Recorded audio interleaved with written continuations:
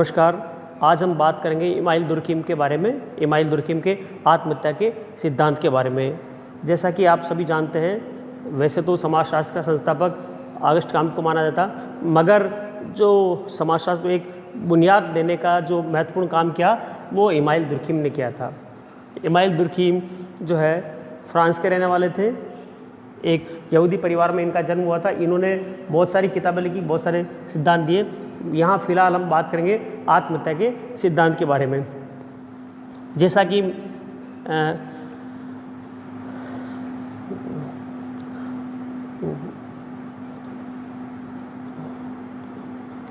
Durkheim ने 1897 में the suicide नामक एक किताब लिखी थी। मूल रूप से जो है दुर्खिम ने जितना भी जो लिखा है वो सब फ्रेंच भाषा में लिखा है। उसका बाद में अनुवाद अंग्रेजी में हुआ। इस किताब का जो है बहुत बाद में जाकर के अनुवाद अंग्रेजी में हुआ था। 1912 में इसका अंग्रेजी में अनुवाद हुआ और बाकी पूरी दुनिया को इसके बारे में पता चला। दुर्खिम जो है ऐसे पहले समाजशास्त्री थे जिन्होंने जो है हम ये कह सकते हैं कि पूरी तरह रिसर्च करके अपना सिद्धांत दिया था। उन्होंने सर्वे मेथड किया और उसके बाद सिद्धांत दिया। दुर्खिम ने उस ज़माने में पूरे यूरोप के अंदर 26,000 आत्महत्याओं का जो है आंकड़ा एकत्रित किया और उनका विश्लेषण किया और फिर यह पाया कि आत्महत्या क्यों होती है और आत्महत्या के बारे में उन्होंने मूल रूप से जो सिद्धांत दिया वो इस किताब के अंदर बताया। इस किताब के उन्होंने 3 भाग बताए। हम पहले इस किताब के बारे में बात करेंगे। इस किताब के अंदर उन्होंने मोटे तौर पर क्या लिखा है, उसके बाद हम इसके आत्महत्या के प्रकारों के बारे में बात करेंगे। जैसा कि अगर आप लोग मेरा पुराने वीडियो देखे होंगे आपने, तो मेरी कोशिश ये रहती है कि चीज़ों को रटने के बजाय समझाने का कोशिश करता हूँ मैं, ताकि वो चीज़ें आपको आगे के लिए हमें याद रहे। दुर्खिम ने जो किताब लिखी द सुसाइड, उसके 3 भाग थे। पहले भाग के अंदर दुर्खिम ने क्या करा कि आत्महत्या के जो अतिरिक्त सामाजिक कारक है इसका उल्लेख किया उन्होंने। अतिरिक्त सामाजिक कारक। अब ये अतिरिक्त सामाजिक कारक क्या है उसके बारे में मैं बात करता हूँ आप लोगों को। पहली चीज़ दुर्खिम ने जो है एक चीज़ कही है कि जो आत्महत्या है वो एक सामाजिक घटना है। सामाजिक घटना कैसे है? समाज में व्यक्ति रहता है और समाज के कारणों से प्रभावित होता है। तो दुर्खिम का सीधे तौर पर ये मानना था कि व्यक्ति जो आत्महत्या करता है वो किसी न किसी रूप में सामाजिक दबाव में आत्महत्या करता है। तो ये एक सामाजिक घटना है। दुर्खिम से पहले या अभी भी हम बहुत सारे लोग हैं जो हम ये मानते हैं कि आत्महत्या के बहुत सारे कारण हो सकते हैं। उनमें से जो है कुछ लोग आनुवांशिक यानी जेनेटिक कारणों को मानते हैं, कुछ लोग मौसम को या पर्यावरण को भी कारण मानते हैं। तो जो है ये अलग अलग लोगों ने इसके बारे में अलग अलग कारण बताए। कुछ लोग ये मानते हैं कि मनोवैज्ञानिक कारण भी होते हैं, यानी कि एकदम से दिमाग में कोई संवेग आ गया, कोई तनाव आ गया, ये सारी चीज़ें, तो जो जिसे हम साइकोलॉजिकल इफ़ेक्ट कहते हैं। तो दुर्खिम का मगर ये कहना था कि ये सभी, क्योंकि आत्महत्या सामाजिक घटना है तो किसी भी सामाजिक घटना का कारण सामाजिक कारक ही होना चाहिए, वो ही होता है। और एक और चीज़ कि दुर्खिम ने जो है हमेशा व्यक्ति को महत्व नहीं दिया, बल्कि व्यक्ति से ज़्यादा समाज को महत्व दिया। दुर्खिम का ये मानना हमेशा से रहा है। तो जो है अतिरिक्त सामाजिक कारकों का उल्लेख किया और फिर ये बताया कि सामाजिक घटना ये आत्महत्या के लिए ये थोड़े बहुत असरकारी हो सकते हैं, मगर ऐसा नहीं है कि इन्हीं का पूरा प्रभाव पड़ता हो। दुर्खिम ने पूरी तरह से ये माना कि आत्महत्या सामाजिक घटना है और इसका इन कारणों से ज़्यादा लेना देना नहीं है। उसके बाद दुर्खिम ने जो दूसरा भाग है, उस दूसरे भाग के अंदर आत्महत्या के 3 प्रकार बताए, उनका अभी चर्चा करेंगे हम। तीसरा जो आखिरी खंड है उसके अंदर उन्होंने आत्महत्या की सामान्य प्रवृत्ति का जो है विश्लेषण किया है। तो अब हम सीधे आते हैं आत्महत्या के प्रकारों के बारे में। दुर्खिम ने जो है आत्महत्या की प्रकार से पहले हम इसकी परिभाषा की बात करते हैं कि परिभाषा क्या है, आत्महत्या किसे कहते हैं। हम लोग जो है ये बात तो करते हैं कि आत्महत्या क्या है, इसके बारे में कम ये कहते हैं कि आत्महत्या कर ली किसी व्यक्ति ने, मगर परिभाषा क्या है अगर परिभाषा की बात करें तो, क्योंकि और दुर्खिम ने जो परिभाषा दी है मैं आपको परिभाषा समझा रहा हूँ। क्या परिभाषा दी दुर्खिम ने? पहली चीज़ कही है कि व्यक्ति की क्रिया, यानी व्यक्ति की कोई क्रिया होती है, वह क्रिया जिसका सकारात्मक या नकारात्मक रूप से व्यक्ति ऐसा काम करता है जिसका जो है परिणाम उसे ये पता है कि उसके शरीर का अंत हो जाएगा, वो चीज़ कहलाती है आत्महत्या। यानी प्रत्यक्ष अप्रत्यक्ष रूप से वो जानता है कि अगर वो कोई काम कर रहा है उस काम का नतीजा उसकी शरीर की जो है अंत होने में है, तो वो आत्महत्या कहलाती है। अब आपको मैं इसमें थोड़ा सा इसमें बताऊंगा सकारात्मक नकारात्मक का क्या मतलब है। जैसा कि मैंने अभी बताया कि व्यक्ति खुद को अपने शरीर को नष्ट करता है, वो आत्महत्या कहलाती है। सकारात्मक के रूप में उसमें ये बताया दुर्खिम ने कि कोई व्यक्ति मान लीजिए सीधा जहर खा लेता है या बंदूक सिर पर रख के गोली मार देता, वो सीधे सकारात्मक क्रिया में आती है। नकारात्मक के अंदर यहाँ इसका मतलब ये है कि व्यक्ति जो है अपने शरीर की देखभाल करना बंद कर दे, खाना पीना छोड़ दे, बड़ी ठंड के अंदर जो है ऊपर छत पर जाकर बिना कपड़ों के लेट जाए, तो जाहिर सी बात है कि वो आदमी मर जाएगा। यानी दो तरीके, पहला तरीका तुरंत मौत, दूसरा तरीका धीमी गति से मौत, वो भी आत्महत्या। मगर और दूसरा कि उसका परिणाम वो जानना चाहिए, यानी कि उसे ये पता होना चाहिए कि वो जो कुछ कर रहा है, मान लीजिए कोई व्यक्ति जो है अचानक जा रहा है और अचानक से उसको पता नहीं सड़क के किनारे कोई गड्ढा था या कुआं था, उसमें गिर गया, तो उसके हम आत्महत्या नहीं मानेंगे। मगर उसे ये पता है कि यहाँ कुआं है और वो जानबूझ के उसमें गिरता है और उसे ये पता है कि इसमें गिरने से उसकी मौत हो जाएगी, वो आत्महत्या कहलाती है। तो ये जो उसका आत्महत्या की परिभाषा दुर्खिम ने दी है। अब यहाँ आत्महत्या की परिभाषा दुर्खिम ने बहुत व्यापक रूप से मानी है और उसके प्रकार बताए हैं। 3 प्रकार कौन कौन से बताए उसके बारे में हम संक्षेप में बात करते हैं। पहला प्रकार दुर्खिम ने बताया अहमवादी आत्महत्या। अहमवादी आत्महत्या यानी ईगोस्टिक आत्महत्या के बारे में बताया था दुर्खिम ने।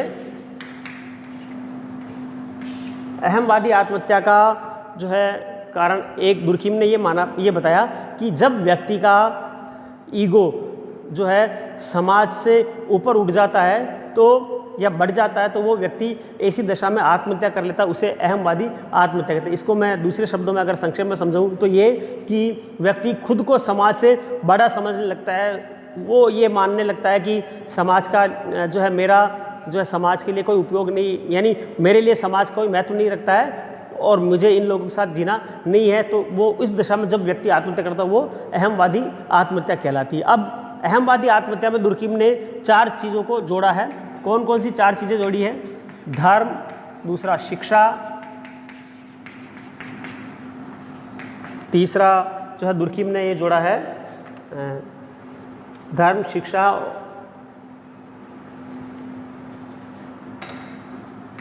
सामाजिक पर्यावरण,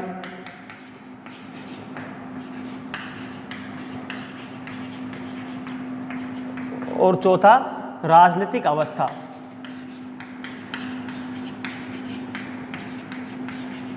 संक्षेप में मैं इसके बारे में बात करता हूँ। धर्म की अगर बात करें, दुर्खिम ने यूरोप के अंदर उस समय जो 3 धर्म पाए जाते थे, ईसाई धर्म के 2 भाग है, एक है कैथोलिक, एक है प्रोटेस्टेंट। तीसरा यहूदी धर्म, खुद जो है इमाम दुर्खिम यहूदी थे। मूल रूप से जो है मैं आपको यहाँ थोड़ा संक्षेप में बता देता हूँ। जो ईसाइयों में जो कट्टरवादी जो धर्म की जो शाखा है वो तो है कैथोलिक यानी पुराना, और जो है एक समय में जब कैथोलिक धर्म के अंदर बहुत सारी कुरीतियाँ आ गई थी तो मार्टिन लूथर जो जर्मनी के धर्म सुधारक, उन्होंने प्रोटेस्ट किया यानी विरोध किया, और उनके प्रोटेस्ट करने के कारण से जो है प्रोटेस्टेंट धर्म बना। ईसाइयों का ही एक पार्ट है प्रोटेस्टेंट धर्म। कैथोलिक हो गया, प्रोटेस्टेंट हो गया, और तीसरा यहूदी हो गया। दुर्खिम का ये कहना है कि वैसे, और जैसे कि आप लोग सभी भी जानते हैं कि दुनिया का कोई भी धर्म हो, हर धर्म जो है आत्महत्या को पाप मानता है। हर धर्म के अंदर ये लिखा गया है कि व्यक्ति अगर जो है अपने शरीर का अंत कर लेता, आत्महत्या करता, तो उसे जो है किसी न किसी रूप में यहाँ भटकना पड़ता, उसकी आत्मा भटकती है, मोक्ष नहीं मिलता, जन्नत नहीं मिलती, हेवन स्वर्ग नहीं मिलेगा। इस तरह की चीज़ें हम मानते हैं और हर धर्म के अंदर आत्महत्या को पाप माना गया है। अब सवाल ये उठता है कि दुर्खिम ने ये कहा कि जो व्यक्ति जो है धर्म के अंदर आस्था रखता है तो उसकी मरने की संभावनाएं कम रहेगी, मगर उसमें भी उसने ये बताया कि कैथोलिक धर्म वाले जो क्योंकि कट्टर होते हैं, उनकी आस्था थोड़ी मजबूत होती है तो उनके मरने की दर कम होती है आत्महत्या करने की। प्रोटेस्टेंट क्योंकि लचीला धर्म है इसलिए उसमें आत्महत्या की प्रवृत्ति थोड़ी अधिक होती है, और यहूदी भी कट्टरवादी धर्म संगठन है इसलिए उनमें भी आत्महत्या की दर कम होती है, ऐसा दुर्खिम का मानना था। पहली चीज़ ये होगी धर्म से रिलेटेड, इसका हो गया। दूसरा हो गया शिक्षा। शिक्षा का मतलब ये है, यहाँ दुर्खीम ने ये कहा है कि जैसे जैसे व्यक्ति शिक्षित होता है उसकी आत्महत्या की संभावनाएं बढ़ती जाती। आप ध्यान से सुनिए, शिक्षा के साथ आत्महत्या की संभावनाएं बढ़ती जाती। क्यों बढ़ती जाती है? दुर्खीम ने उसका एक कारण बताया, क्योंकि जो है जैसे जैसे वो पढ़ेगा लिखेगा तो उसके साथ उसकी धार्मिक आस्थाएं कमज़ोर हो जाती है। जैसा कि आप लोग, छोटा सा मैं उदाहरण बताऊंगा आप लोगों को कि हमारे जो है हर एक धर्म के अंदर कुछ ऐसी मान्यताएं हैं कि हम ये मानते हैं कि ये चीज़ गलत है, वो चीज़, उसका कोई वैज्ञानिक आधार नहीं है। मगर जैसे जैसे आदमी पढ़ाई करेगा, शिक्षा करेगा, तो उसको वो तर्क वितर्क कर सकता है, तो उसे लगेगा कि ये चीज़ें हो सकता है गलत है या सही नहीं है। तो जैसे जैसे शिक्षा के जो है होती है वैसे वैसे उसके मरने की, आत्महत्या करने की प्रवृत्ति बढ़ सकती है, ऐसा दुर्खीम का मानना है। एक छोटा सा मैं उदाहरण आप लोगों को याद दूंगा कि किसान और व्यापारी की अगर हम बात करें तो आप लोगों ने देखा होगा कि आमतौर पर किसान जो है कितना ही फसल खराब हो जाए आत्महत्याएं नहीं करते हैं। वो जो है ये मान के चलते हैं कि प्रभु की जो है जो हमारे ऊपर कृपा नहीं रही, उनका आशीर्वाद हमारे ऊपर नहीं रहा, हमने कोई पाप किया होगा इसलिए ऐसा हमारे साथ हो रहा है। जबकि जो व्यापारी वो घाटा अगर हो जाता है, पढ़ा लिखा होता है, तो वो जो है इस चीज़ को सहन नहीं कर पाता और वो आत्महत्या करने की संभावनाएं बढ़ जाती है। ये जो है एक आंकड़े इस बात की जो है गवाही देते हैं, इसलिए दुर्खीम ने इस चीज़ को इससे जोड़ा है। दूसरा, दुर्खीम ने यह भी कहा है कि महिलाएं और पुरुषों की तुलना में अगर हम बात करें तो महिलाएं आत्महत्या कम करती है। क्यों करती है? क्योंकि उनकी धार्मिक आस्थाएं मजबूत होती है। दूसरा, उनमें शिक्षा का स्तर भी थोड़ा तुलनात्मक रूप से कम होता है। ये दो चीज़ें उन्होंने दुर्खीम ने बताई। तीसरी बात करें हम सामाजिक पर्यावरण की, सामाजिक पर्यावरण में परिवार विवाह आते हैं। दुर्खीम का ये कहना है कि शादीशुदा और कुंवारे की बात करें तो सामाजिक पर्यावरण में परिवार विवाह आ गया। दुर्खीम का ये कहना था कि जो शादीशुदा व्यक्ति होते हैं उनमें आत्महत्या की प्रवृत्ति थोड़ी सी अधिक हो सकती है। कारण ये है कि शादी के बाद अगर मान लीजिए पति पत्नी में एडजस्टमेंट नहीं हो पाया, कुछ तनाव हो गया, तो ऐसी दशा में उनकी आत्महत्या करने की संभावनाएं बढ़ सकती हो सकती है।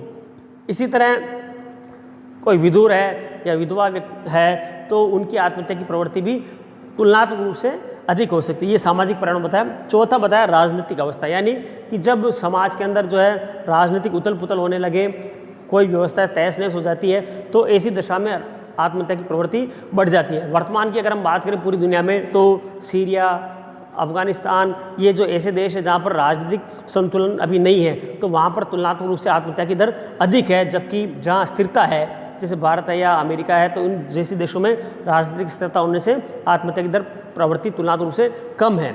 इसके बाद अलावा इसने दुर्खीम ने एक चीज़ और कही है कि मान लीजिए किसी देश के अंदर क्रांति की अवस्थाएं आ रही हो, संभावनाएं बन रही हो, तो ऐसी दशा में भी आत्महत्या की दर कम हो जाती है। क्यों? क्योंकि व्यक्ति जो है एक अच्छे भविष्य की उम्मीद करता है कि चलो ठीक है, थोड़े दिन और जी लेते हैं, हो सकता है क्या पता क्रांति के बाद हमारी दशाएं सुधर जाए, इसलिए वो आत्महत्या नहीं कर पाते हैं। तो ये दुर्खीम ने अहमवादी आत्महत्या में ये 4 चीज़ें बताई। अहमवादी आत्महत्या के बाद दुर्खीम ने बताया दूसरा, परार्थवादी आत्महत्या। ये बिल्कुल इसका उल्टा है। उल्टा इस सेंस में है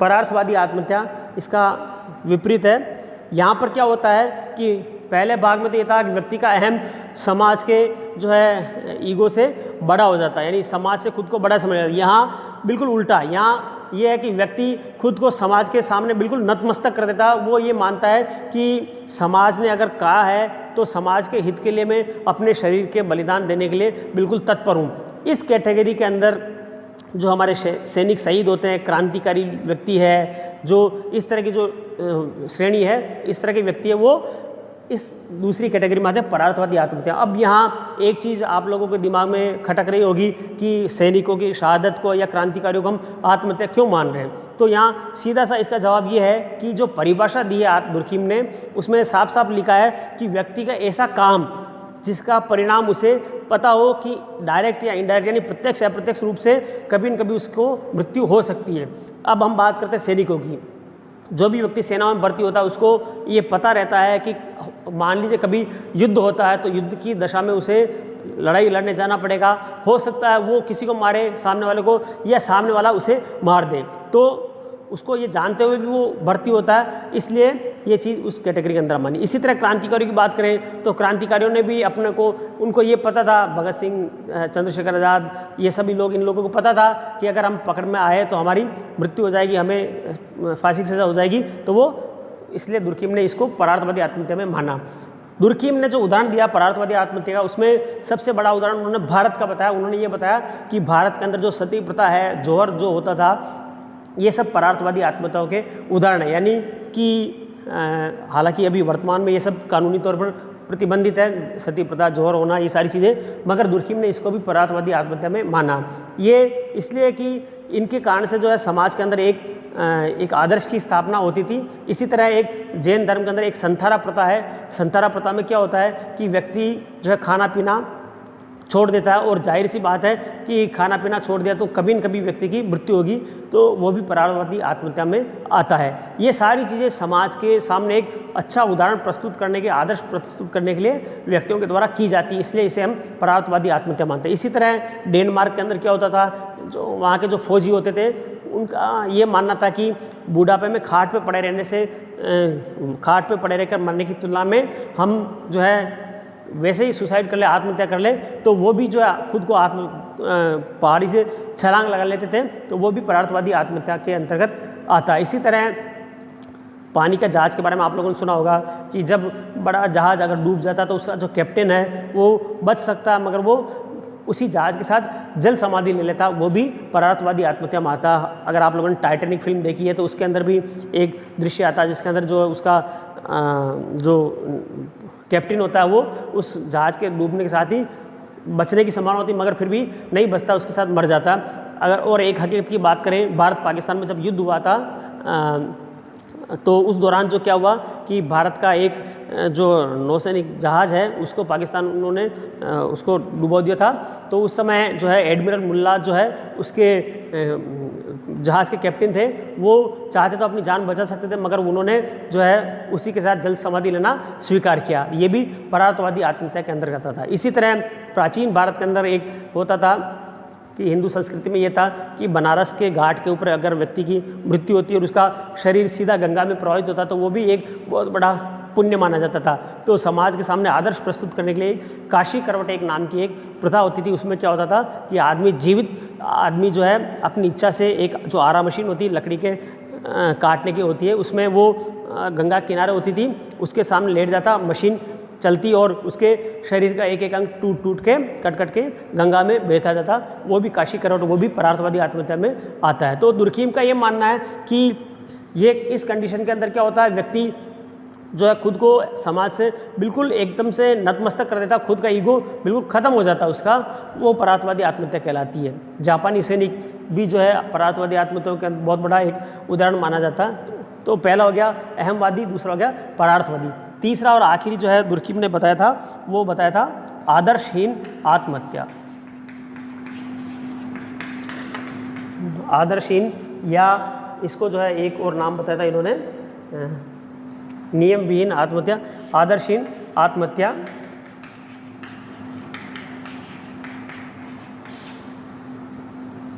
तीसरी कैटेगरी तब होती है जब समाज के अंदर नियम आदर्श बिल्कुल छिन्न भिन्न हो जाते हैं और समाज में अराजकता की स्थिति उत्पन्न हो जाती है। उस कंडीशन के अंदर जो है आदर्शहीन आत्महत्याओं की जो है शुरुआत हम ये कह सकते हैं। दुर्खिम ने इसमें उदाहरण के रूप में जो है मोटे तौर पर ये बताया कि जब आर्थिक कारकों से इसको बताया कि जब आर्थिक संकट उत्पन्न हो जाता है, आर्थिक संकट का मतलब ये नहीं कि कोई गरीब हो गया तो वो मर जाएगा। दुर्खिम ने ये बताया कि हो सकता है कोई अमीर से गरीब हो जाए अचानक, या अमीर से गरीब से अमीर भी हो जाता है, तब भी ऐसी दशा में क्या होता है कि अचानक से जो है वो अपना जीवन स्तर का तालमेल उस नई दशा के साथ नहीं कर पाता है। तो ऐसी कंडीशन में जब वो आत्महत्या करता है वो आदर्शहीन आत्महत्या कहलाती है। दुर्खिम ने ये मोटे मोटे तौर पर 3 प्रकार बताए थे। इसके बाद दुर्खिम ने ये बताया कि आत्महत्या का रोकने के क्या उपाय बताए। उसमें आत्महत्या रोकने के उपाय में उसमें दुर्खिम ने बताया कि धार्मिक शिक्षा को मजबूत किया जाए, धर्म का मजबूती हो। दूसरा, तलाक के ऊपर प्रतिबंध लगाया जाए, सामाजिक एकता को बढ़ावा दिया जाए। ये इस तरह से मोटे तौर पर बताया। दुर्खिम का अब जो है यहाँ धर्म के ऊपर इतना बल दिया और अगर हम बात करें, दुर्खिम ने ये किताब लिखी थी 1897 में, यानी लगभग 130 साल के लगभग हो चुकी इस बात को। उस दौरान की बात करें, आज की बात करें तो काफ़ी बदलाव आए, धर्म के बारे में बदलाव आए, मगर जो है उस ज़माने के संदर्भ में अगर हम देखें तो दुर्खिम का ये कहना था। और एक छोटा सा मैं आप लोगों को उदाहरण भी बताऊंगा। दुर्खिम ने ये कहा कि एक ये भी बताया कि जो आत्महत्या करने वाला व्यक्ति, उसका अंतिम संस्कार रीति रिवाज से नहीं करना चाहिए। ये भी उन्होंने आत्महत्या रोकने के उपायों में बताया। इसका कारण क्या था? कारण बहुत सीधा सा था कि अगर व्यक्ति के जो है क्रिया दाह संस्कार या जो अंतिम संस्कार वो उचित रीति रिवाज से नहीं करेंगे तो हर धर्म के अंदर ये मान्यता है कि ऐसा नहीं करने पर जो है व्यक्ति को मोक्ष नहीं मिलता या उसकी आत्मा को शांति नहीं मिलती, चाहे वो कोई सा भी धर्म हो। तो और एक छोटा सा इसमें मैं आपको उदाहरण देके इस चीज़ को ख़त्म करूँगा। 1857 की जब क्रांति हुई थी, उस दौरान क्या हुआ था कि अंग्रेज़ों ने जो है जब क्रांति को नष्ट कर दिया तो जो सैनिक पकड़े, तो उनमें से जो हिंदू सैनिक थे उन सब हिंदू सैनिकों को और मुस्लिम सैनिकों को फांसी दी। उसके बाद में क्या हुआ कि उनके जो शव थे, हिंदुओं के शवों को उन्होंने जलाने के बजाय ज़मीन में गाड़ा, और इसी तरह जो मुस्लिमों के शव थे उनको दफनाने के बजाय जलाया। वैसे देखा जाए तो मरने के बाद आपके शरीर के साथ क्या होता है इसके बारे में व्यक्ति को खुद को कुछ पता नहीं होता, और इसका कोई वैज्ञानिक प्रमाण भी नहीं है कि उसको मोक्ष मिलेगा या नहीं मिलेगा। ये सब चीज़ें हम नहीं जानते, मगर क्योंकि हमारी एक आस्था है, हमारी एक विश्वास है, तो ऐसा करने से क्या होता है कि बाकी जो लोग जीवित हैं उन लोगों के मन में एक डर उत्पन्न होता है कि अगर ऐसा करेंगे हम तो हमारे जो है वापस हमारे शरीर के साथ दुर्व्यवहार किया जाएगा, उसका हमारा अंतिम संस्कार ढंग से नहीं होगा, तो व्यक्ति आत्महत्या की प्रवृत्ति छोड़ सकता है। तो ये दुर्खिम का मोटे तौर पर ये सिद्धांत था। रॉबर्ट बियरस्टीन समाजशास्त्री, उन्होंने ये बताया कि दुर्खिम पहले ऐसे समाजशास्त्री थे जिन्होंने सामाजिक अनुसंधान को बिल्कुल वैज्ञानिक तरीके से प्रारंभ किया, और ये उनकी कृति थी द सुसाइड। मेरे ख्याल से आप लोगों को ये चीज़ें संक्षेप में मैंने बताई अच्छी तरह समझ में आ गई होगी। किसी तरह कोई शंका समस्या हो तो आप कमेंट बॉक्स में ज़रूर लिखिए। पसंद आया हो तो लाइक भी करना, शेयर करना, और सब्सक्राइब अगर कर रखा तो अच्छी बात है, नहीं कर रखा तो लाल बटन दबाकर सब्सक्राइब करना ना भूलें, और ज़्यादा से ज़्यादा अपने दोस्तों को इस चीज़ के वीडियो को शेयर करें। धन्यवाद।